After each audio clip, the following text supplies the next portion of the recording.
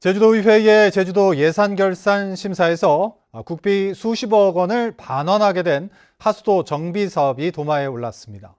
또 해마다 보조금 1,000억 원이 투입되는 버스 준공영제에 대해서도 적자 개선책을 마련하라는 지적이 쏟아졌습니다. 박주영 기자입니다. 올해 제주 지역 하수관 정비 사업 예산은 718억 원. 이 가운데 절반은 국비를 지원받습니다. 오수와 하수관 분리와 노후 하수관 교체, 처리시설 용량 확대 등 시급한 하수 처리 시설 개선에 예산 규모도 막대합니다.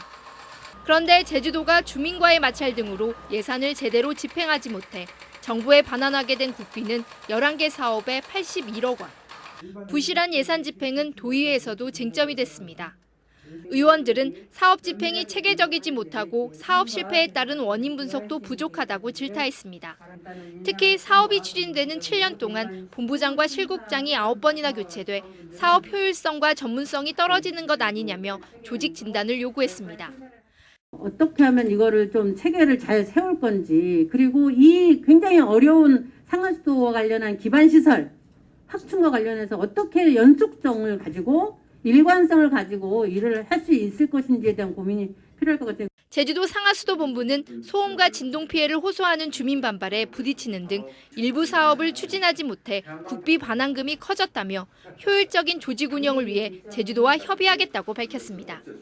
그런 부분은 도의 관계부서와 좀 협의도 해나가서 좀 우리 체계적으로 업무 추진에 좀 차질 없도록 이렇게 추진해 나가도록 하겠습니다.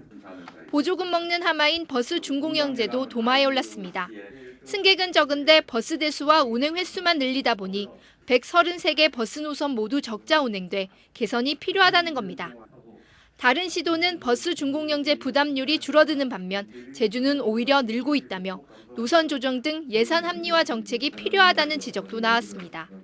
도민의 귀한 혈세를 일반 사기업들에다가 먹여 살려주는 꼴처럼 이렇게 지금 계속 해야 될 것인가, 이런 우려와 또 내지는 성찰, 그렇게 하면서 다른 대안이 없는가를 지금 고민을 하고 있는 상황이에요. 그 버스 수송 분담률이 타시도들은 좀 더 이렇게 줄어들고 있습니다만은 제주도는 좀 늘어나는 이런 실정으로 저희가 파악을 하고 있습니다.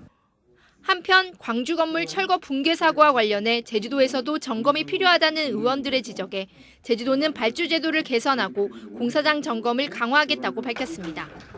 MBC 뉴스 박주연입니다.